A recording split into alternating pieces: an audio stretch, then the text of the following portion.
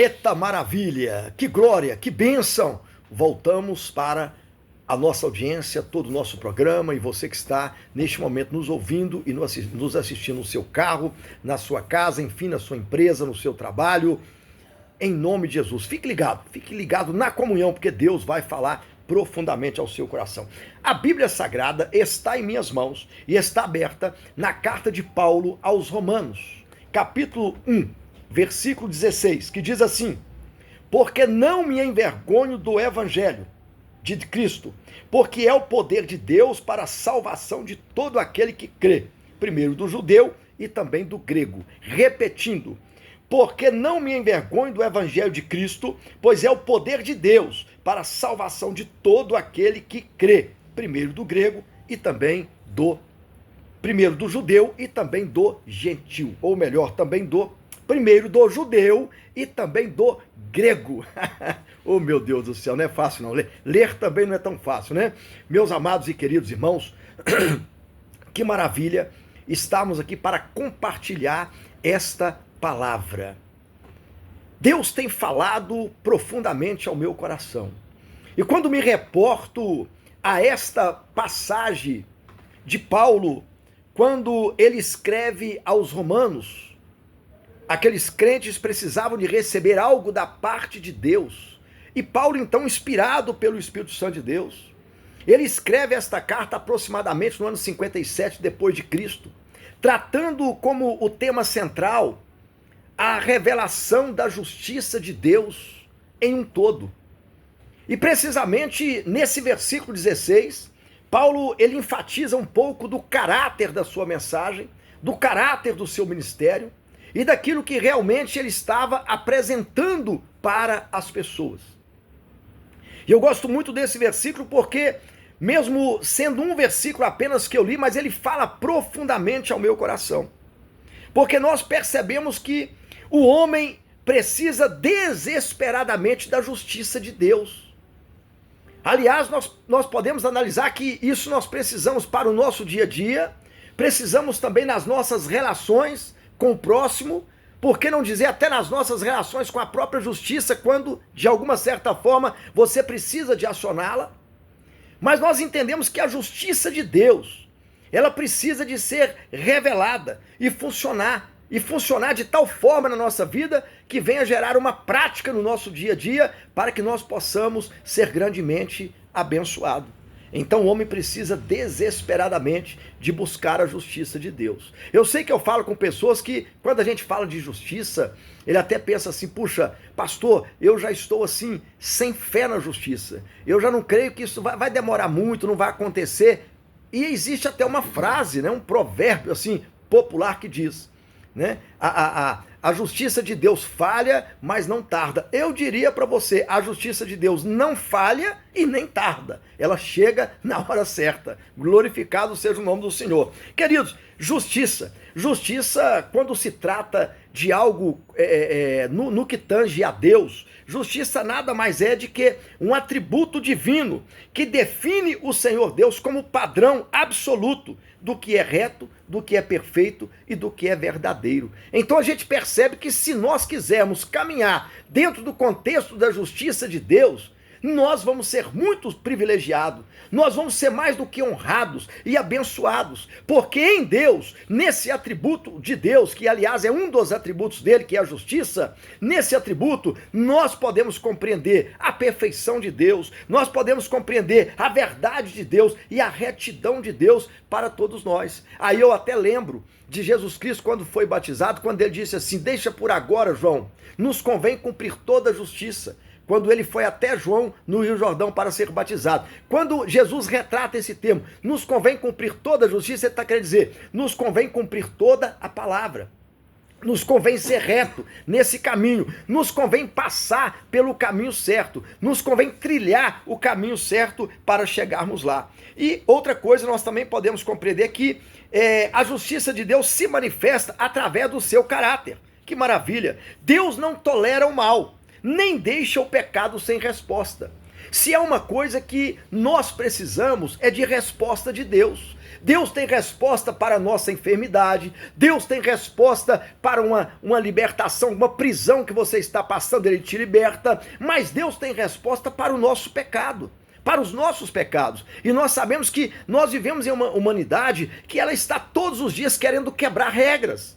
E o que é a palavra pecado no seu sentido original? É justamente isso, é desviar-se do alvo, é errar o alvo. E nós entendemos e compreendemos que o ser humano, ele está numa fase, neste presente século que nós estamos vivendo, que eles querem quebrar. É aquele famoso quebrar tabu daqui, quebrar dali. Só que nesse quebrar tabu, muitas coisas as pessoas querem fazer a seu bel prazer, sem compreender que nós estamos debaixo de uma égide, ou seja, estamos debaixo de uma direção, estamos debaixo dos olhares penetrantes de um Deus que nos olha e cuida de cada um de nós 24 horas, e que nós vamos prestar contas a este Deus que é justiça, a este Deus que é reto, a esse Deus maravilhoso, que é verdadeiro, que é fiel e que olha para cada um de nós. Então, a justiça de Deus também se manifesta dando resposta para o pecado, porque Deus não tolera o pecado, nem deixa o pecado sem resposta. Segundo, a justiça de Deus se manifesta através da sua graça salvadora. Que maravilha! Por meio de Jesus Cristo, justificando por meio da fé para todos nós que cremos em Jesus. Então, a graça de Deus também é manifestada, a justiça de Deus se manifesta através da graça de Deus. E o que é a graça de Deus, pastor? É o favor de Deus imerecido. Eu não mereço, você não merece, os nossos pecados nos afastou, nos afasta e sempre nos afastará de Deus, mas por meio da graça e de Jesus Cristo derramar o sangue dele na cruz do Calvário, nós fomos o quê? Nós fomos reconciliados, nós fomos comprados de volta, nós fomos requisitados, Deus pagou o alto preço por nós e hoje nós podemos caminhar debaixo da vontade dele, debaixo da justiça dele. Ó que maravilha, ó que maravilha. Aí o apóstolo Paulo, em alto e bom som, ele vai dizer: porque não me envergonho do evangelho de Cristo, porque é o poder de Deus para a salvação de todo aquele que crê, primeiro do judeu e também do grego. Romanos 1,17. O evangelho é o poder de Deus. A nossa nação brasileira, o nosso estado de Minas Gerais, todo o povo, todos vocês que estão me ouvindo, sabem o que nós estamos precisando? Nós estamos precisando do evangelho. Nós estamos precisando do evangelho de Deus. Nós estamos precisando do evangelho da Bíblia. Nós estamos precisando deste evangelho puro, que é o evangelho de Cristo. Nós não estamos precisando de um evangelho segundo uma determinada religião. Não, não estamos precisando de um evangelho segundo a filosofia. Não, nós estamos precisando de um evangelho segundo Cristo. E o evangelho segundo Cristo nós só encontramos na Bíblia Sagrada. Porque a Bíblia Sagrada contém e mantém e é a palavra de Deus. Aliás, quando nós falamos que ela é fechada, ela é um livro comum, mas quando aberta, ela é a boca de Deus falando conosco. E o que é evangelho?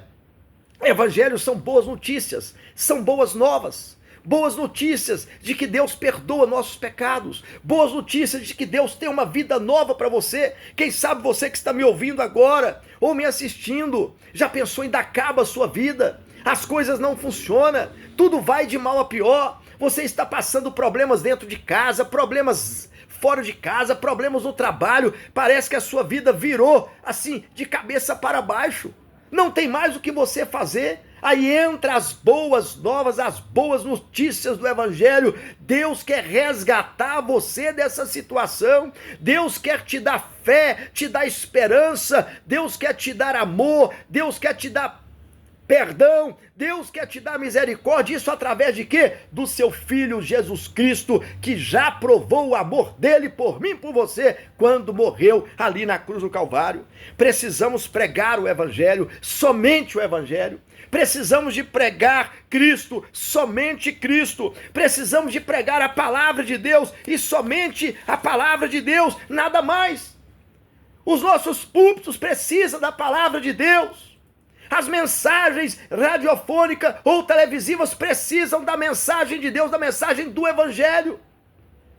Quando queremos alguma palestra temática sobre algum assunto, de repente até mesmo secular, ótimo, a gente vai se preparar para isso, mas nós não podemos confundir em se tratando de coisas espirituais para a vida eterna, para a nossa salvação, para o nosso alimento, extraindo deste Deus que é divino, que é perfeito, que é maravilhoso, que é grandioso, que é o nosso Salvador. Nós precisamos somente do Evangelho.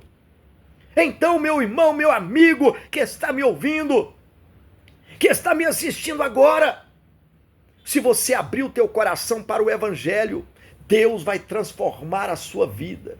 Evangelho é boas novas de transformação, boas novas de cura, boas novas de vida eterna, boas novas de salvação, boas novas de reconciliação. Portanto, quando a gente reporta a original da palavra religião, ela vem do latim religare, ou seja, religar o homem a Deus. Há muito tempo eu entendia dessa forma também. Eu até concordava com a raiz dessa palavra, certamente oriunda do latim, como eu já disse. Porém, quando eu olho para a Bíblia Sagrada, a palavra religare, ela vai transliterar para reconciliar. Porque é a mesma coisa, religar, reconciliar, trazer de volta. Mas quando eu percebo quem pode fazer isso, quando a religião diz que nós somos religados ou reconciliados por meio da própria religião, ou seja, que a religião vai ligar você a Deus, se você seguir todo o formalismo religioso, talvez através de objetos, de patuás, de imagens, de chaves supostamente ungida e outros objetos e apetrechos, tudo isso vai te religar a Deus. Isto é o que a religião traz. E às vezes muitas pessoas estão enganadas com isso. Olha que a gente fica impressionado quando a gente vê nas esquinas, as pessoas colocam ali a sua farofa, colocam ali uma galinha, colocam ali mais uma bebida, cigarros e outras coisas mais, bonecos. Estão acreditando piamente que aquilo ali vai trazer um resultado. Mas a Bíblia é muito clara, isso se trata de formalismo religioso. Quantas pessoas que estão acreditando que através da religião, independente de qual seja, vai religar o homem a Deus. E nós entendemos que não é isso que a Bíblia diz. A Bíblia é muito clara que o único que pode nos ligar a Deus é o Senhor Jesus Cristo. A Bíblia diz em 2 Coríntios, capítulo 5, versículo 19, isto é, Deus estava em Cristo, reconciliando consigo o mundo, não lhe imputando os seus pecados, e pôs em nós, em mim e em você, a palavra da reconciliação. Aleluia! Aleluia! A palavra da reconciliação. Nós somos reconciliados, é por meio de Cristo, é por meio do sangue de Jesus. Nenhuma religião te reconcilia a Deus, não. Ela pode te enganar, ela pode fazer você colocar a sua fé em um apetrecho aqui, em um apetrecho ali, em um objeto aqui, em outro ali, enquanto a Bíblia Sagrada nos orienta a colocar a fé somente em Cristo, somente na palavra de Deus, porque esta é que dá resultado. Então você que está me ouvindo e me assistindo, Deus está te levantando agora. Deus está trazendo através da minha vida, desta mensagem, a revelação da verdade para o seu coração. Deus não quer que nenhum dos seus filhos sejam enganados. Toda religião tem pessoas boas, pessoas de caráter, pessoas verdadeiras. Aliás, nenhuma religião define caráter de ninguém. Tem pessoas boas em toda e qualquer religião. Aliás, são justamente as pessoas boas que às vezes são enganadas. São enganadas pensando que com as suas boas obras vão herdar a salvação. Pastor, eu sou uma dessas pessoas, pastor. Eu me encaixo, eu sou uma pessoa boa. Eu pago meus impostos em dia. Eu tenho uma vida honesta. Eu sou marido de uma só mulher. Eu cuido bem dos meus filhos. Eu dou cesta básica para as pessoas. Eu ajudo os pobres. Eu faço isso, faço aquilo. Meu amigo, tudo isso é bom. Mas isso não é salvação, isso não atrai salvação, isso não traz salvação. Aliás, existe uma máxima que diz que fora da caridade não há salvação, mas a Bíblia não diz isto. Isto é uma frase filosófica, a Bíblia não diz isso. A Bíblia diz, Em Efésios 2, 8 e 9, pela graça sois salvos, mediante a fé, e isto não vem de vós, é dom de Deus, não vem pelas obras, para que ninguém se glorie. Se nós fôssemos salvos pelas nossas obras, haveria uma disputa, talvez até desleal, e ninguém chegaria à eternidade. Mas nós somos salvos pela graça de Deus. A graça significa o favor imerecido. Nós não merecíamos, mas Ele morreu por nós. Nós não merecíamos o perdão, mas Ele nos perdoa. Nós não merecíamos ser salvos, mas Ele nos salva. Nós não merecemos passar a eternidade no céu, mas Ele prometeu e Ele nos leva para o céu quando nós aceitamos e confessamos Ele como nosso Salvador. Isto é Evangelho. Por isso que Paulo disse, porque eu não me envergonho do Evangelho. O Evangelho é o poder de Deus. O Evangelho transforma. Quantas pessoas que estão me ouvindo e me assistindo, quantas pessoas, dezenas de milhares que estão dentro das igrejas evangélicas, que foram transformadas pelo poder de Deus. Ex-traficantes, ex-ladrões, pessoas que assassinavam, que fazia, acontecia, pessoas que viviam uma vida desregrada, mas hoje está nos pés do Senhor servindo a Deus. Sabe por quê? Não foi a religião evangélica que transformou ele, não foi a igreja fulana, a igreja ciclana. Quem transforma, quem muda a vida do homem é Cristo. E sempre você vai ouvir da nossa boca esta mensagem cristocêntrica, esta mensagem bibliocêntrica, apontando para Cristo, apontando para o sangue, apontando para o Calvário e mostrando que ainda resta uma esperança, ainda há salvação para os perdidos. E nós não vamos deixar de falar deste evangelho maravilhoso, nós não vamos deixar de falar deste evangelho que transforma a vida do homem e da mulher. No evangelho, a fé e a crença em Cristo e sua palavra nos torna filho de Deus. Olha que importante, a palavra de Deus diz em João capítulo 1, versículo 12, mas a todos quanto receberam, deu-lhes o poder de serem feitos filhos de Deus, aos que creem no seu nome. Na religião, eles seguem um formalismo dizendo, se você não batizar, você é pagão. Mas você precisa de batizar para se tornar filho de Deus. Mas eles batizam a pessoa quando é criança. E a Bíblia diz que só se torna filho de Deus quando você crê. Somente quando você crê. Deus deu-lhe o poder de serem feitos filhos de Deus aos que creem no seu nome. Uma criança não tem o uso da razão. Ela não pode crer. E não é um padre, não é um pastor, não é um líder religioso nenhum que tem poder de olhar para você e dizer, agora você é um filho de Deus mediante o batismo. O batismo não torna ninguém filho de Deus. O que torna você filho de Deus é crer. Por isso que Jesus disse, aquele que crê e for batizado será salvo. Ou seja, a fé em Cristo, a crença, ela vem antes do batismo. Por isso que nós temos que falar esta verdade para você. E conhecereis a verdade vos libertará. Por isso que o nosso intuito aqui, o nosso objetivo é pregar somente o Evangelho. Você percebe que quando nós pregamos somente o Evangelho, o formalismo religioso fica de lado. Você percebeu isso? As liturgias religiosas que prende, que aprisiona, que engessa a fé, que não permite a pessoa ter uma experiência além com Jesus, ela acaba engessando a pessoa para não ter experiência. Quando a gente prega o verdadeiro evangelho, ele desconstrói este formalismo religioso, porque o evangelho, ele vem trazer para nós paz, alegria no Espírito Santo. O evangelho vem nos ensinar a cultuar a Deus, ao Deus vivo, ao Deus maravilhoso, ao Deus que reina, ao Deus que ressuscitou ao terceiro dia. Ele está vivo, ele não está pregado mais em uma cruz, nem de madeira, nem de gesso. Ele está vivo, ele é ressurreto. Eu creio num Cristo glorioso, eu creio num Cristo que está vivo, eu creio num Cristo que faz, que refaz, que salva, que restaura e que muda e transforma a sua vida. Não importa a sua situação, o Evangelho é o poder de Deus. Aleluia! Oh, glória! O Evangelho é o poder de Deus para a salvação de todo aquele que nele crê. A Bíblia vai falar de forma muito clara, o Evangelho é o poder de Deus. Quando a Bíblia fala em Romanos capítulo 14, versículo 17, porque o reino de Deus não é comida nem bebida, mas justiça e paz e alegria no Espírito Santo. Quem sabe você está levando a vida de qualquer maneira, só nos comes e bebes da vida, para lá e para cá, Entra semana, sai semana, entra mês, sai mês. E você não para pensar na eternidade. Você não para pensar aonde eu vou passar a eternidade. O que eu posso fazer para entrar no corpo de Cristo, que é a igreja.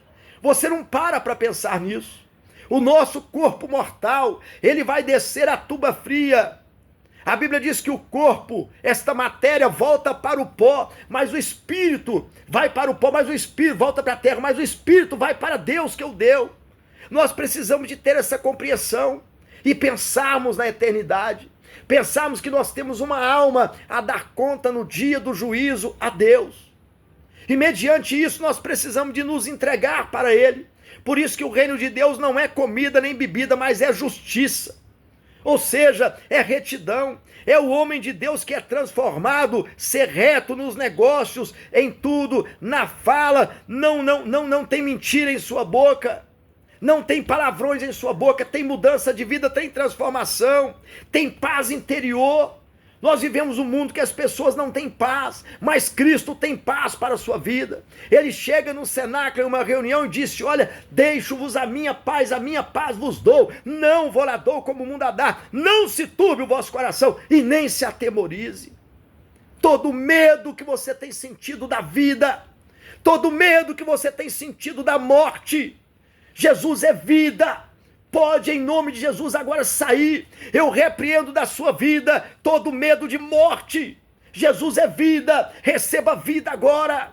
Eu repreendo da sua vida toda fobia, todo medo de quaisquer coisa que você estiver. Tem pessoas que não estão dormindo à noite porque estão sofrendo fobia. Tem pessoas que não conseguem sair de casa, estão presos dentro de um quarto escuro, mas Jesus te liberta nesta hora, porque o evangelho é alegria, é paz, é justiça no Espírito Santo. Aleluia! Romanos 14, 17. O evangelho é o poder de Deus, o evangelho é a salvação. O poder de Deus para salvar. Que maravilha! A Bíblia diz em Romanos 10, 9 e 10, a saber que se com a tua boca confessares ao Senhor Jesus e em teu coração creres que Deus o ressuscitou dos mortos, será salvo. Será que você crê em Jesus de verdade? Será que você consegue colocar Jesus em primeiro lugar? Porque a Bíblia diz quem é Jesus. A Bíblia diz que ele é o primeiro e o último. A Bíblia diz que ele é o alfa e o ômega, a primeira e última letra do alfabeto grego. A Bíblia diz que ele é o tudo, a Bíblia diz que ele estava na criação. A Bíblia diz que quando Deus fez, façamos o homem imagem e semelhança, dentro do contexto da Trindade, estava ali Cristo. Aonde Cristo está na sua vida? Cristo está ocupando o primeiro lugar na sua vida? Ou é o dinheiro que está ocupando o primeiro lugar na sua vida? Ou é um lazer que está ocupando o primeiro lugar na sua vida? Ou é as coisas desta vida, as coisas materiais, porque nós estamos vivendo um tempo de extremo materialismo. E esse materialismo tem afastado as pessoas de Deus. Pastor, é pecado eu trabalhar, eu sonhar em ter a minha casa, ter meu carro, ter a minha chácara, sei lá, minha fazenda e etc e tal. Não tem pecado nenhum nisso. Mas você precisa entender que Cristo precisa de estar sempre em primeiro lugar. Cristo tem que estar em primeiro lugar. Você precisa de ter essa experiência e manter essa experiência de que Cristo tem que ser o primeiro. Ele tem que ser o único na tua vida. Por isso a salvação, o evangelho é o poder de Deus para salvar. Se você confessar o Senhor Jesus Cristo com a tua boca, crendo que Ele é o Senhor dos senhores, e em teu coração você crê que Deus o ressuscitou dos mortos, a Bíblia diz, você será salvo. Salvo do inferno, salvo da ira futura, salvo da condenação final. Você será salvo. O evangelho é o poder de Deus. O evangelho é cura divina. O evangelho da Bíblia é um evangelho completo. Não é um evangelho que as pessoas acham que não só existe a ciência, só existe os medicamentos. Eu não posso crer, eu não posso usar a minha fé. Não! Saiba você que está me assistindo e me ouvindo agora. A Bíblia diz em Marcos capítulo 16, 18, o próprio Jesus dizendo: em meu nome expulsarão os demônios, falarão novas línguas, pegarão a serpente, e se beber alguma coisa mortífera, não lhes fará dano algum, e porão as mãos sobre os enfermos, e eles serão curados. Eu quero dizer para você que Jesus cura. Mateus capítulo 10, versículo 1, o Senhor Jesus deu poder aos discípulos para curar os enfermos, para repreender os demônios, para repreender todo o mal. Deus cura, Jesus cura. Você pode crer na cura divina, você pode crer no poder de Deus, porque o poder de Deus está em ação. Jesus cura aquele que crê. No final aqui do programa eu vou orar para todos, e Deus vai te curar. Jesus vai te curar. Jesus vai fazer uma obra extraordinária na sua vida. Por que Jesus vai fazer, pastor? Primeiro, porque Jesus te ama. Segundo, porque Jesus tem o melhor para a tua vida. E terceiro, porque o evangelho é o poder de Deus. Ele é o poder de Deus para salvar. Ele é o poder de Deus para curar. Terceiro, o evangelho é o poder de Deus para libertação. O nosso povo, a nossa nação precisa de se libertar. Nós vivemos uma escravidão religiosa, nós vivemos uma escravidão espiritual. As pessoas não se encontram. A verdade está em Jesus.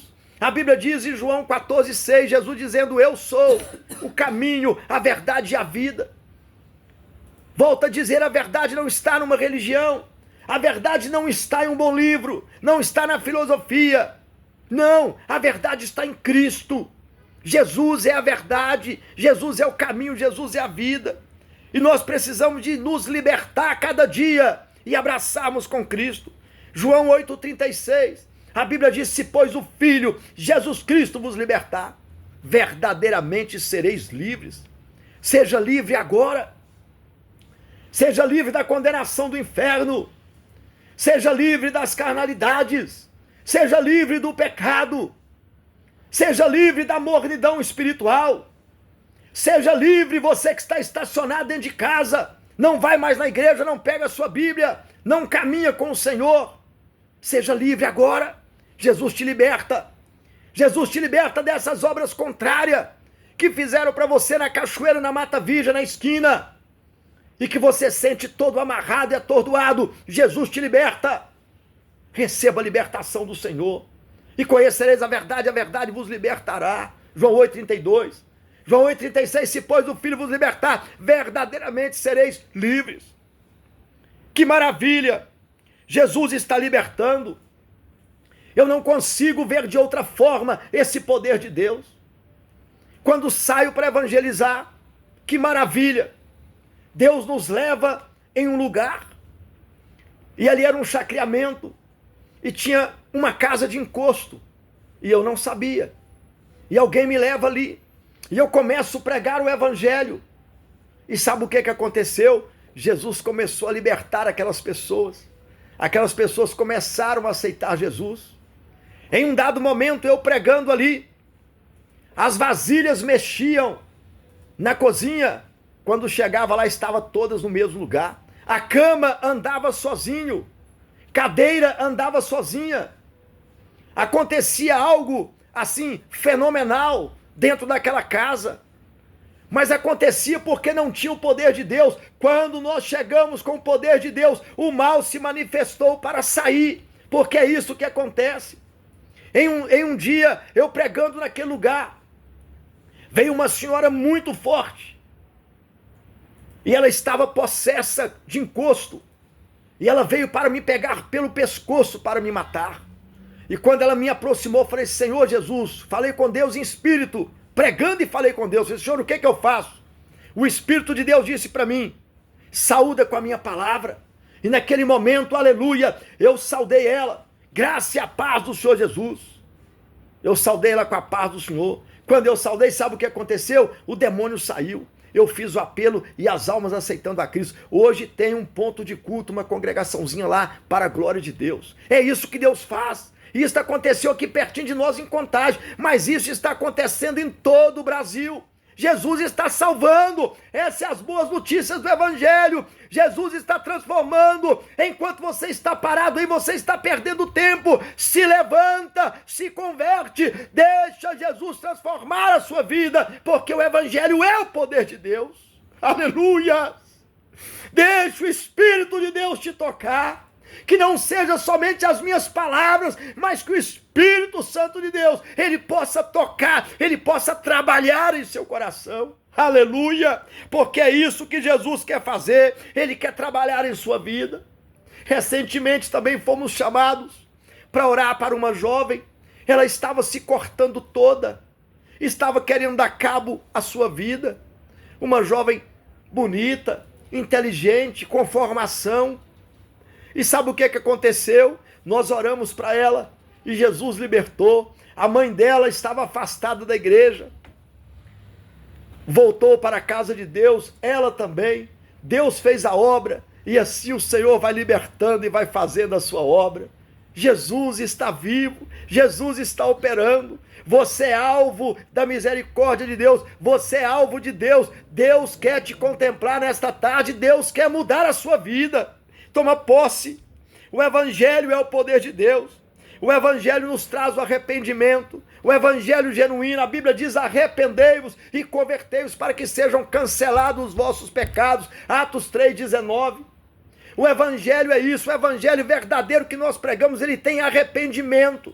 Você vai para a presença de Deus, mas você arrepende dos seus pecados. Ele tem mudança de vida. Ele nos transforma em uma nova criatura. Ele nos tira do labirinto do pecado. Ele nos lava, ele nos purifica, porque o Evangelho é o poder de Deus.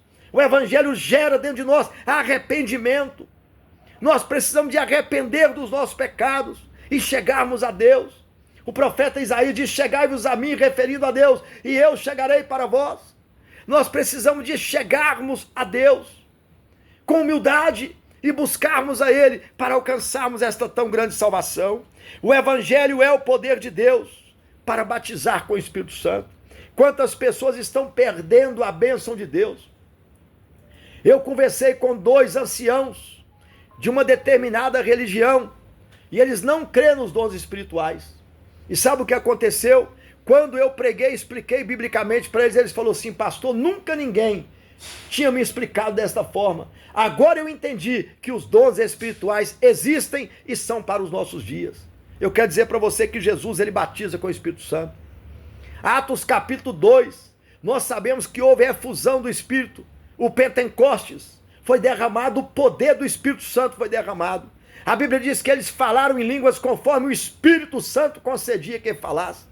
Se você, irmão, quiser aprender a falar alemão, entra numa escola de alemão. Se você quiser aprender a falar japonês, entra numa escola japonesa. Se você quer aprender a falar inglês, entra numa aula de inglês. Mas se você quiser falar em língua dos anjos, aleluia, você entra para a escola do Espírito Santo de Deus, porque a Bíblia diz aqui em Atos capítulo 2, que eles falavam em línguas conforme o Espírito Santo concedia que falasse.